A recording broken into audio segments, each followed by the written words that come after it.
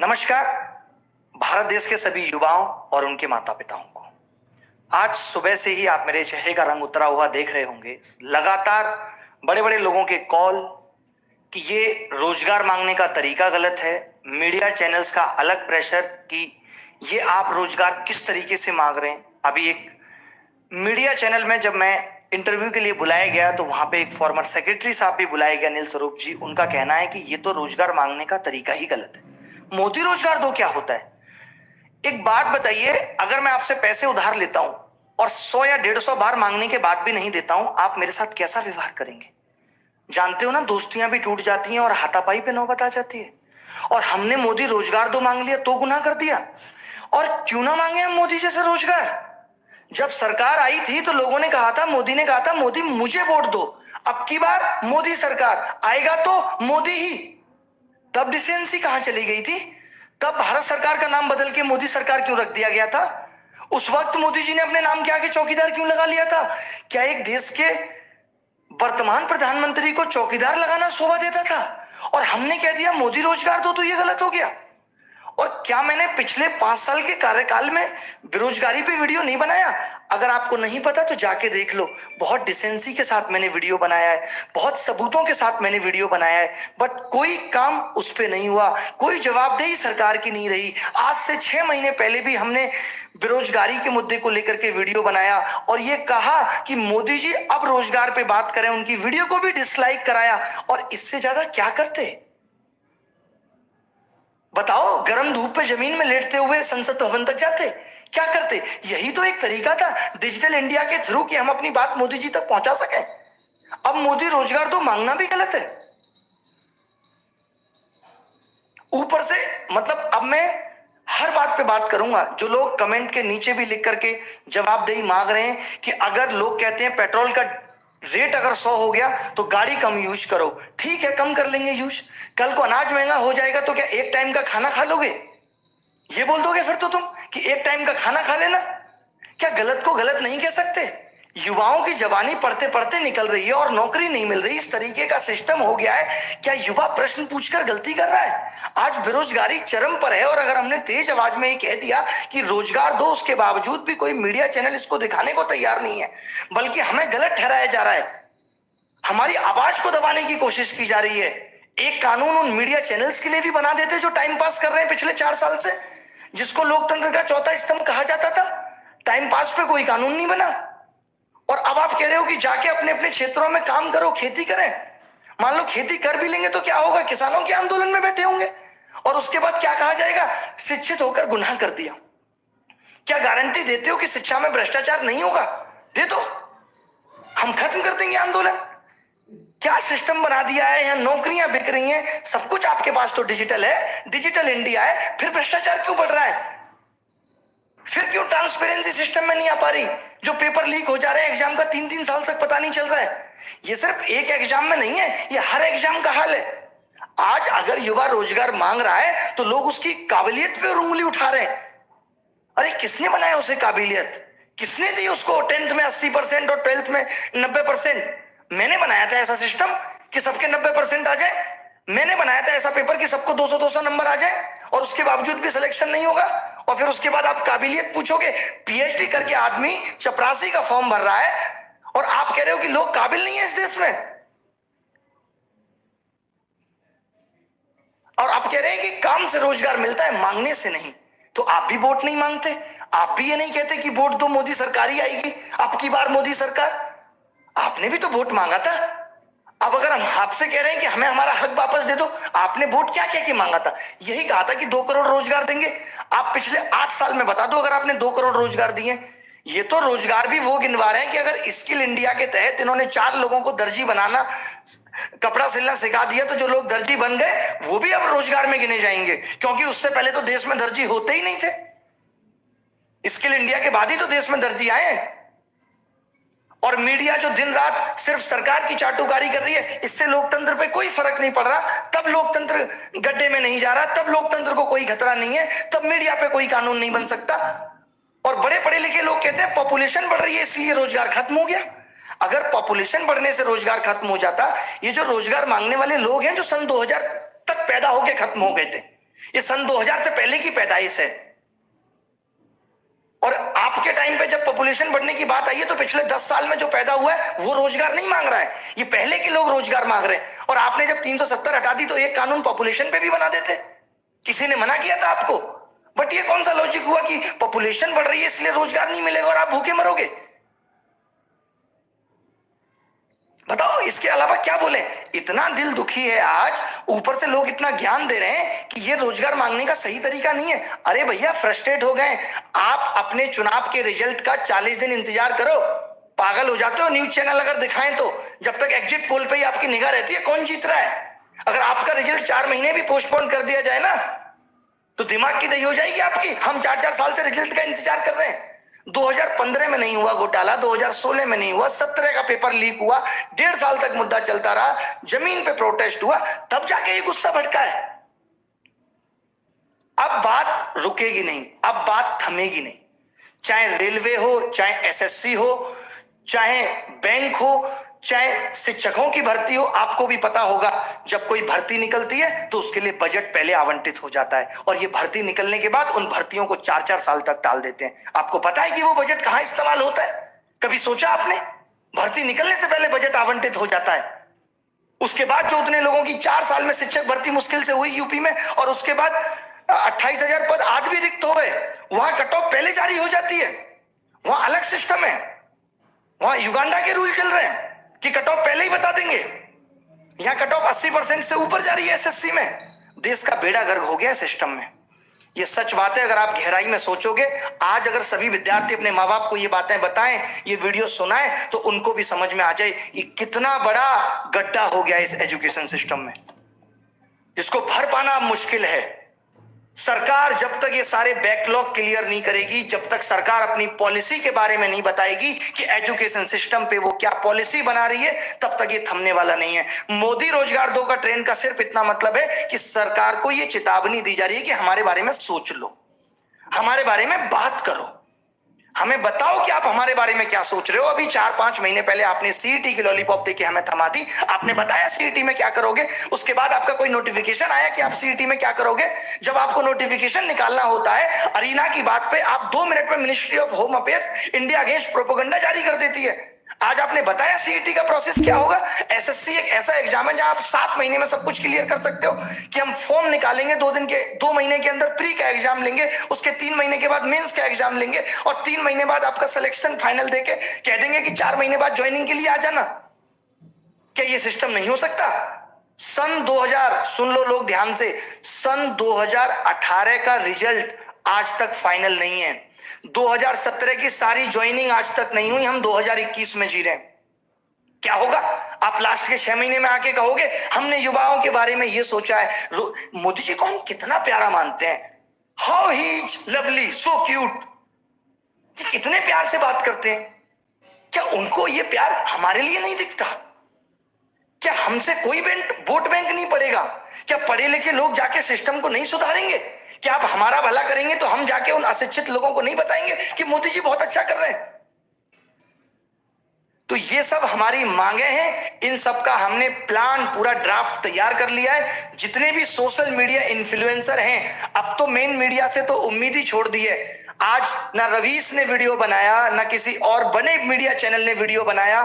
खैर आज तक, और इन सबको तो खैर फुर्सत ही नहीं है। इन सबको फुर्सत है अमित शाह जी का इंटरव्यू लेने के लिए।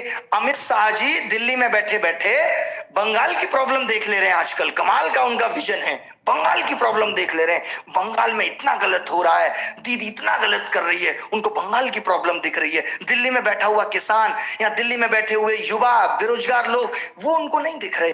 उस पर वो चर्चा का विषय नहीं है, वो चर्चा का विषय नहीं है। आज इस बात को कह दिया जाएगा, अभी प्रोटेस्ट भी होगा। अगर किसी अपोजिशन पार्टी के नेता ने कमेंट कर दिया तो ये कहा जा रहा है ये पॉलिटिकल आंदोलन है, ये पॉलिटिकल प्रोटेस्ट है।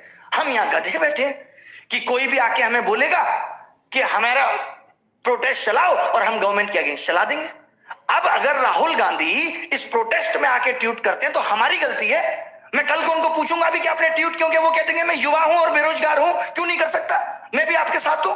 वो भी तो ये कह देंगे, क्या कह सकते हैं। अखिलेश को कल को मैं बोलूंगा, वो कह देगा मैं भी युवा हूं बेरोजगार हूं, और सही बात भी है, बात फिट भी बैठ रही है। मैं कैसे रोक सकता हूं किसी को? मैं कोई मोदी सरकार थोड़ी हूं कि मैं उसका ट्विटर अकाउंट जो है हैक करा दूं। बताइए आप, मेरे हाथ में नहीं है ये सब। मैं इतना कह सकता हूं कि ये जो आग मेरे दिल में है, मैं भी बहुत प्यार से पढ़ाता हूं। आनंद स्वरूप जी, आपको कह रहा हूं, कभी मेरे पढ़ाई की वीडियो उठा के देख लेना। मोहब्बत का दूसरा नाम हूं।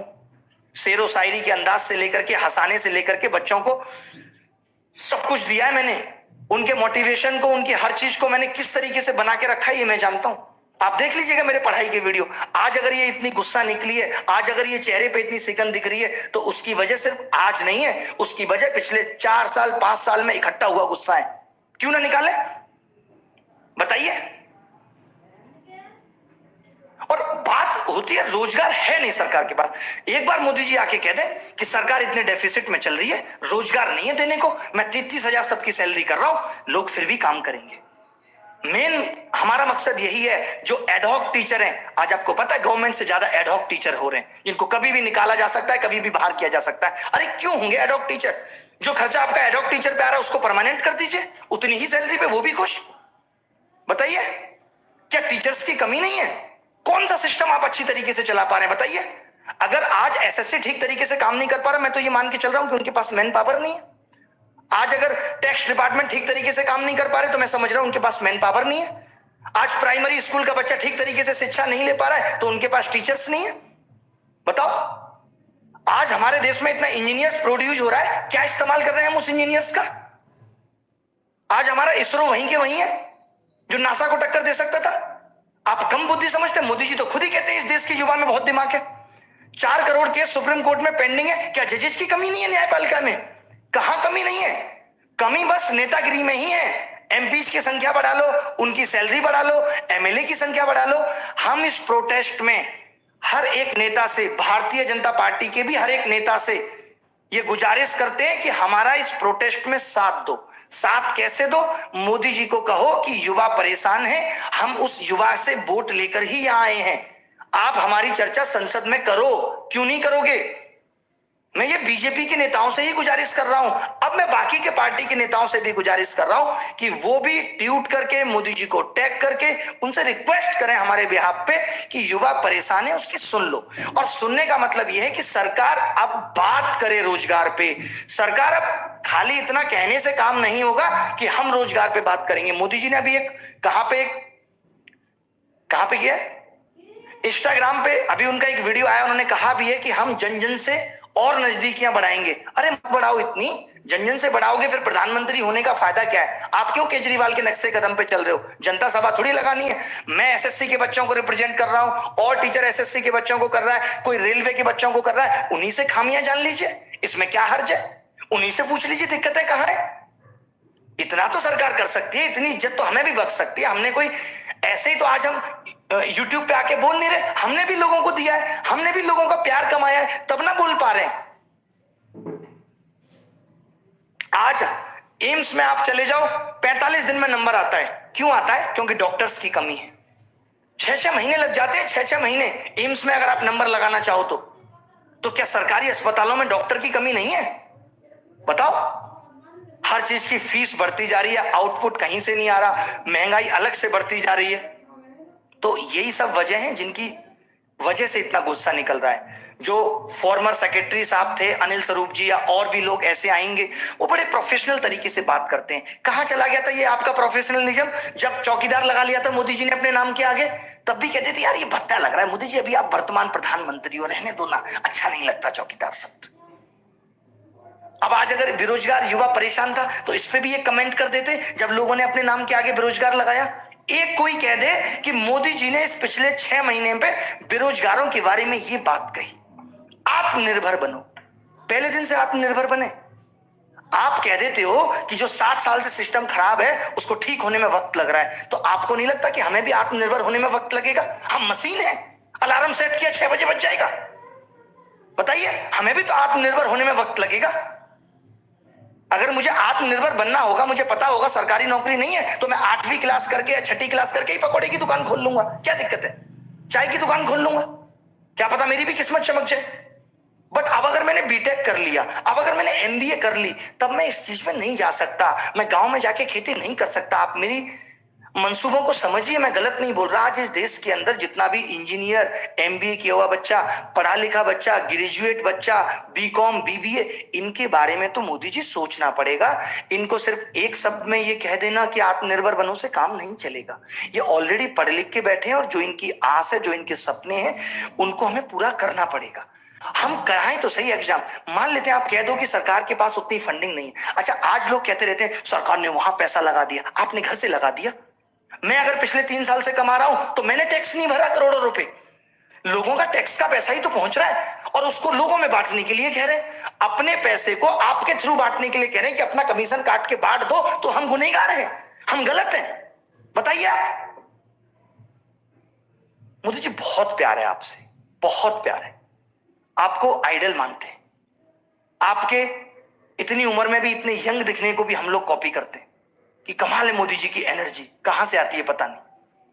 तो उसका कुछ तो सम्मान रख लीजिए, 2 बार तो आके बोलिए। खैर, हम अभी क्या क्या करने वाले हैं, जो भी बड़ी प्लानिंग है वो भी आपके साथ शेयर कर दी जाएगी। जब तक सरकार इस मुद्दे पे बात नहीं करेगी, जब तक वो ये नहीं पूछेगी कि दिक्कतें कहां हैं। 2017 में भी पेपर लीक हुआ और जब हमने प्रोटेस्ट यही सोच के खत्म किया था कि आप इसको सुधार दोगे, और इन्होंने 1.5 साल मामला खींच के, अब बंदा भी क्या करता है, परेशान हो जाता है और कह दिया नकल हुई नहीं। तब से एसएससी के, अब आप सोचिए, अगर कोई गलत करे, बार बार करे और फिर बरी हो जाए ऊपर पैसे देके, तो उसकी हिम्मत नहीं बढ़ेगी। सेम वैसे ही हुआ है। सेम दलालों की या पैसा खाने वालों की हिम्मत बढ़ गई है क्योंकि उनके खिलाफ कार्रवाई हुई नहीं सही से। दिक्कत ये है, 2014 के बाद आज इतना सोशल मीडिया पे लोग एक्टिव हैं तो लोगों को पता भी चल जा रहा है कमियां कहां हैं। इसके फायदे भी हैं, इसके नुकसान भी हैं। जिस हिसाब से मेरे साथ चीजें हो रही हैं, मैं आपको बहुत खुल के यहां कुछ नहीं बता सकता। जितना प्रेशर मेरे ऊपर है, जितनी सारी चीजें मेरे साथ हो रही हैं, अगर ऐसा होता है कि मैं अभिनय मैच चैनल से लाइव नहीं कर पाता, ऐसा हो सकता है, बहुत जल्दी ऐसा हो सकता है कि कल परसों मैं अभिनय मैच चैनल से लाइव ही ना कर पाऊं। My channel will be under review, जैसे कि लास्ट टाइम भी हुआ था, अभी भी हो सकता है। जिस हिसाब से रिपोर्ट किया जा रहा है, आपने देखा आज कितना पसीना आ रहा है ना। आज आपने देखा कि मोदी गर्लफ्रेंड 2 लोग ट्रेंड करा गए। आपको पता है क्यों करा गए? क्योंकि आईटी सेल बहुत स्ट्रांग है। आपको लगता है कि 4 विद्यार्थी 5 विद्यार्थी से जाके कोई ये घिनौना काम करेगा? हम मोदी जी खुद की गर्लफ्रेंड नहीं बना पाए, मोदी जी से कोई गर्लफ्रेंड तो की बात करेगा? कमाल की बात है। ऐसे आदमी से हम कैसे डिमांड कर सकते हैं जिसको इस बात के गुर ही नहीं पता, जो संत प्रवृत्ति का आदमी है? करेंगे कभी क्या किसी संत से जाके इस तरीके की बातें? तो मेरी यही रिक्वेस्ट है आप सबसे कि अगर ऐसा होता है तो मैंने अभी एक चैनल और क्रिएट कर दिया है, अभिनय मैथ्स 2। अभी जस्ट क्रिएट किया अभिनय मैथ्स 2, इसका लिंक भी आपको मिल जाएगा। तो मैं उससे लाइव करूंगा। अगर 1% ऐसा हुआ कि मेरा चैनल अंडर रिव्यू चला गया, अगर मैं लाइव नहीं कर पा रहा, बट मैं 25 तारीख तक लगातार आके आपको लाइव अपडेट करता रहूंगा। 2500 से ज्यादा लोगों को मेल मैसेज कर चुका हूं, हर यूट्यूबर को मेल मैसेज कर चुका हूं, बड़ी बड़ी सेलिब्रिटी, चाहे वो कुमार विश्वास हो, चाहे वो चेतन भगत जी हो, कोई भी हो, सबको मैसेज, ट्वीट, सब कुछ कर दिया है। कंगना जी को भी कर दिया है कि सामाजिक मुद्दा है, देश का आंतरिक मुद्दा है, आप भी बोल दीजिए। उन्होंने भी कह दिया है कि मैं करली लैंग्वेज में ट्वीट बना रही हूं, टाइम लगेगा। ठीक है, तो सब कुछ करेंगे। और ये देखिए, ये मोदी रोजगार दो तो सिर्फ एक टैग है। इस टैग के मायने मैंने पूरी वीडियो में बता दिए, फिर बता देता हूं। इसका मतलब है कि सरकार रोजगार पे क्लियर बात करे, और जो एग्जाम में चीजें फेयर नहीं हो रही वो हम बताएंगे क्या फेयर नहीं हो रहा, उस पर गारंटी दे कि अब ऐसा नहीं होगा। तब सब कुछ बहुत शांति से चलेगा और 2024 में भी मोदी सरकार।